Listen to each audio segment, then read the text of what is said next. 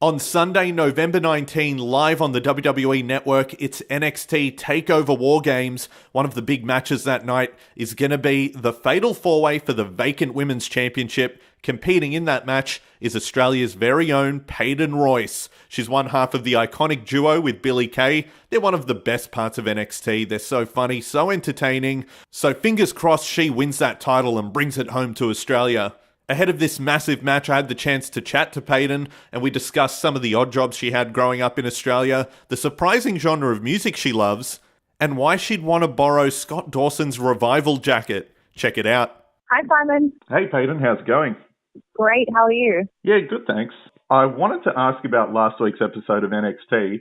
I was watching the show, and something caught my ear right away, and I was thinking, I don't know how many Americans would have picked up on it, but in a segment with William Regal, yourself and Billie Kay said that William Regal looked schmick, and I've never heard that word used on American TV. Did anybody wonder what that meant, or think, hold on, what the hell did those guys just say? No one had any idea what it meant, but I think some people just kind of hear things that we say and they think, oh, no, they're just being Billie and Peyton, just being those Aussies. We have no idea what they're saying half the time. Yeah, is that the goal now, to see how many weird Aussie slang terms you can use on TV without anyone noticing? Oh, absolutely. Absolutely. And speaking of things that look schmick, where can I get one of the iconic T-shirts? Because a lot of fans are looking for them and we can't find them. I know. They're not on WWE Shop yet, but hopefully soon. I encourage the fans to just tweet WWE Shop and hopefully they get enough requests that they just have to make the shirt. They'll have no other option. Exactly. Speaking of Aussie things taking over the WWE, there seems to be a lot of Aussie women in the WWE now. It's yourself, it's Billie Kay, Emma, Rhea Ripley, even Toni Storm, who lived in Australia, and Dakota Kai, who made her name in Australia. We'll claim her like we do with other Kiwis. What is it about women from this part of the world that seems to make great WWE superstars? You know what? I think just being so far away from the rest of the world, we're all such big dreamers, and we all work really hard together to get to where we want to be. And we obviously all knew each other from the wrestling scene in Australia, and I just think we all have the same goals, and we work together to achieve them. So it's really cool having all the girls there, and I'm super proud. Is that kind of like a support system now? So, when you would have first signed, there weren't too many. Now that there's more, is it like a little, Aussie group in the Performance Centre? Yeah, it is. And it's cool to, this might be silly, but like making in-jokes with people who kind of get the joke because it's an Australian reference or something like that. That's comforting. But we're definitely a pack. That's really cool to have that. And going back before signing with WWE, what first got you into wrestling? Because for me, growing up in Australia, there weren't many girls who liked wrestling as teenagers, let alone any that wanted to actually make it to the WWE. So what first sparked that for you? I know, it's kind of weird. Actually, Billie and I went to high school together, and we had a hidden rivalry because we were the two girls in the entire school who were big WWE fans, and our rivalry was who was the bigger WWE fan, and to this day I still think I am, just so you know. But to be honest with you, I saw it on Foxtel. My mum showed it to me when we first got Foxtel, and I just became obsessed with it. I absolutely loved it, and it became an obsession, and it was what I wanted to do. As soon as I saw it, there was nothing else for me. And did your family think you were crazy when you first saw it and you were like, that's what I want to do? Were they just like, yeah, okay, sure?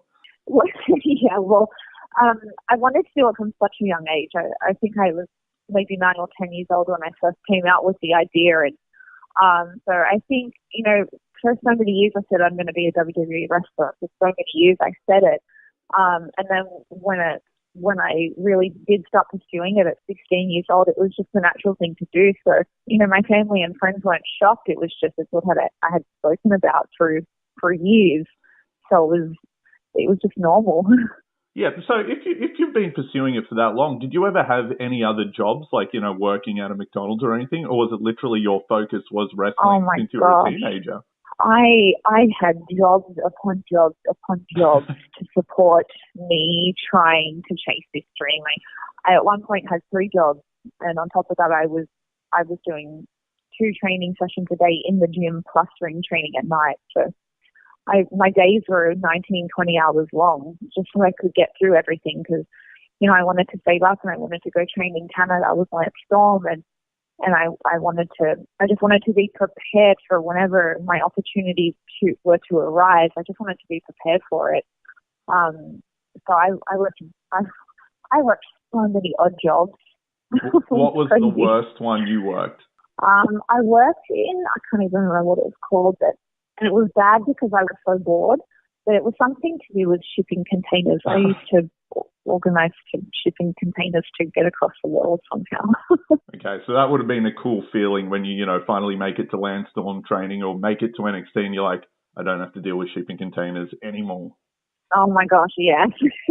I honestly, I still think about it. Sometimes I'm driving on these long trips to the shows and I think about how I used to just dream at work. I would hate where I currently was, and I would just dream that one day I would be driving this long drive to get to a show for WWE. Yep, and now you're there, which is just, it's got to be mind-blowing, and I think so many Aussies are proud. And I think, like, you guys signing with WWE, and of course Emma, and there was Buddy Murphy, back then as well. Mm-hmm. I think it's opened a lot of eyes to the Australian wrestling scene as well, to show people that, hold on, there's really talent coming out of here. And I think you guys should be proud of that because it seems to be growing here. Thank you. I am really proud of it. And Australia has so much talent. And I'm so proud to have come from the Australian independent scene. It's overflowing with talent, and I really hope the world gets to see everyone that Australia has. So another thing I like to ask when I'm speaking to WWE superstars is about music, because as you said, you've got to do the long drives. You're also in the gym a lot. 2 great places to listen to music. What are you listening to at the moment? What gets you pumped or, helps you make it through the long drives? I actually, on long drives, I like to listen to podcasts. It gets me thinking, and it takes my mind off just driving and the trees, and So I'm always listening to Lance Storm has a podcast, and Edge and Christian do one, and I really just like listening to to their guests, because it's really inspiring actually, and it kind of gives you an insight into how they got to where they are. So that's kind of what I do. But if it's music, I love listening to country music. That's my jam. Really? Country music? Were you a fan even growing up back here in Australia? Wow. That's an absolute surprise. I was, because my parents were country music fans, but the country music scene here is so much bigger than it is in Australia, so it's much easier to listen to here. Wow. I reckon that would shock so many people. So you growing up as a teenager, you wanted to be a wrestler, you like country music. Yeah, well, that's me. That's so cool. And then last week, WWE 2K18 was released for the PS4, the Xbox, the PC. You are a playable character. What was it like first seeing yourself in the game? Oh my gosh, it is so surreal. I still can't believe it. I get tweets. Actually, I got a few today of me doing some of my friends' entrances, and it's just so surreal to see, because I used to play the game when I was a teenager, and so did Billy. And we talk about it all the time, how it's just so crazy that we're in the game. I can't even believe I'm saying that to you. Yeah, you don't have to create yourself anymore. You're actually just in the game. That's the coolest feeling. Yeah, when I used to play, I would write my name in there, and then Lillian Garcia would have to introduce me in the game. And I think it was so cool that she actually was introducing me, and I was walking down to the ring, and now that's my everyday. And yeah, I saw some of those tweets. They had your entrance as, the Revival or No Way Jose. Yes.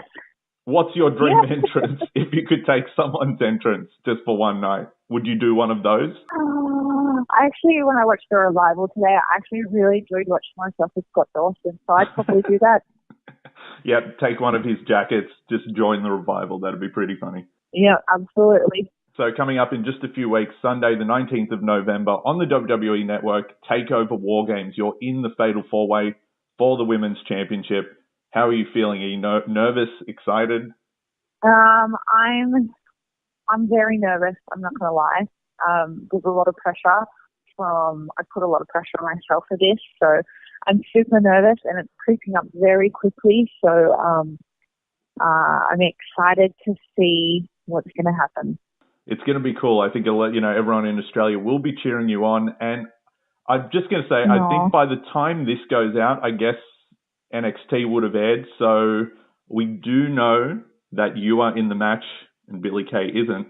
Will she be supporting you? Is there any jealousy, or will the iconic duo maybe work together to bring home the women's championship? Well, there's never any jealousy between the two of us, but always have a plan, so we'll have something up our sleeves, and I'm 100% positive that I will be walking out of TakeOver War Games as the NXT Women's Champion. Okay, it's good to have that confidence. We will be cheering you on. Peyton Royce, it's been a pleasure, and good luck at TakeOver. Thank you so much.